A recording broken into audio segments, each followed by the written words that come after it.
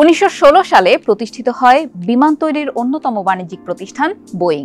এরই মধ্যে অতিক্রম করেছে 100 বছর। তবে 70 বছর আগে 1954 সালের 14 মে এক যুগান্তকারী ঘটনার জন্ম দেয় এই প্রতিষ্ঠানটি। নানান আলোচনা আর সমালোচনার পর যাত্রীবাহী জেট বিমান জনসম্মুখে নিয়ে আসে তারা, যা সে সময় একরকম হইচই ফেলে দেয় বিশ্বজুড়ে। এরপর আর পেছনে ফিরে তাকাতে হয়নি বোয়িংকে। একের পর এক সামনে এসেছে অত্যাধুনিক প্রযুক্তির যাত্রীবাহী সব জেট বিমান, যা যোগাযোগের ক্ষেত্রে চমকের পর চমকের জন্ম দিয়ে যাচ্ছে। তবে এত সফলতার মধ্যেও সমালোচনা ও খারাপ সময় পার করতে হয়েছে প্রতিষ্ঠানটিকে। প্রথম ও দ্বিতীয় বিশ্বযুদ্ধে তাদের অবস্থান বারবার প্রশ্নবিদ্ধ হয়। সাম্প্রতিক বিমান দুর্ঘটনার জন্য সমালোচনা হজম করতে হচ্ছে বিশ্বের সবচেয়ে বড় এই বিমান প্রস্তুতকারক প্রতিষ্ঠানকে। তবে সবকিছুর পরও যাত্রীবাহী জেট বিমানের মাধ্যমে এই 70 বছরে যোগাযোগের ব্যবস্থায় যে আমূল পরিবর্তন এনে দিয়েছে বোয়িং, তা নিঃসন্দেহে গর্বের।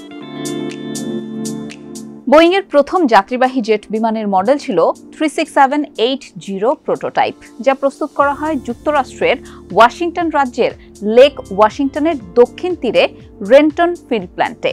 এখনও এই প্ল্যান্টে যাত্রীবাহী জেট বিমান প্রস্তুত করে প্রতিষ্ঠানটি। সেখানেই প্রস্তুত হয় 367-80, 707 এবং বাণিজ্যিকভাবে ব্যাপক সফল হওয়া 737 মডেলের বিমান। জ্বালানি খরচ ও পরিবহন ব্যয় বৃদ্ধি এবং উচ্চ শব্দের কারণে যাত্রীবাহী জেট বিমান চালুর বিষয়ে শুরুতে সমালোচনা ছিল। তবে 1957 সালে 707 সফলভাবে তার কার্যক্রম পরিচালনা করতে সক্ষম হওয়ায় হারিয়ে যায় সব সমালোচনা। পরবর্তীতে বিভিন্ন বিমান সংস্থা যাত্রীবাহী জেট বিমানের আইডিয়া গ্রহণ করতে শুরু করে। 1967 সালে বাজারে আসার পর বাণিজ্যিকভাবে বেশ সাড়া ফেলে বোয়িং এর 737 মডেলের বিমান, যা বিমানের ইতিহাসে এক নতুন যুগের সূচনা করে। সাম্প্রতিক বছরগুলোতে বিমানের যান্ত্রিক ত্রুটি নিয়ে সমালোচনায় পড়ে বোয়িং। 85 জন যাত্রী নিয়ে উড্ডয়নের পর উড়ন্ত অবস্থায় আগুন ধরে 737 মডেলের একটি বিমানে। সেনেগালের প্রধান বিমানবন্দরের একটি রানওয়েতে সেটি ছিটকে পড়ে।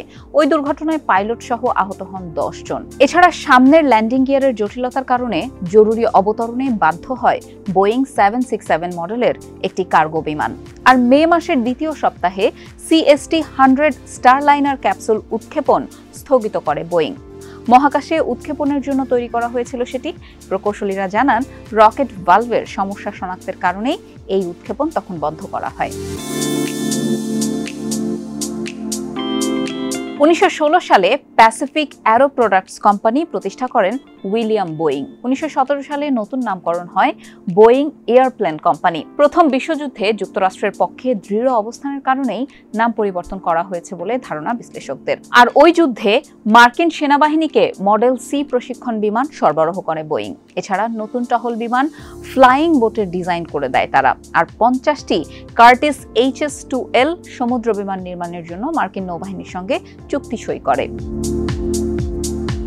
দ্বিতীয় বিশ্বযুদ্ধের সময়ও বোয়িং এর অবস্থান ছিল চোখে পড়ার মতো। সে সময় বোয়িং বোমারু বিমান B-17 ফ্লাইং ফোর্ট্রেস এবং B-29 সুপার ফোর্ট্রেস তৈরি করে তারা। তাদেরই তৈরি অ্যানোলা গে এবং বক্সকার নামে B-29 সুপার ফোর্ট্রেস প্লেন দুটি হিরোশিমা ও নাগাসাকিতে পারমাণবিক বোমা ফেলার জন্য ব্যবহৃত হয়। ওই পারমাণবিক বোমা বিস্ফোরণে প্রাণ যায় 2 লাখ মানুষের।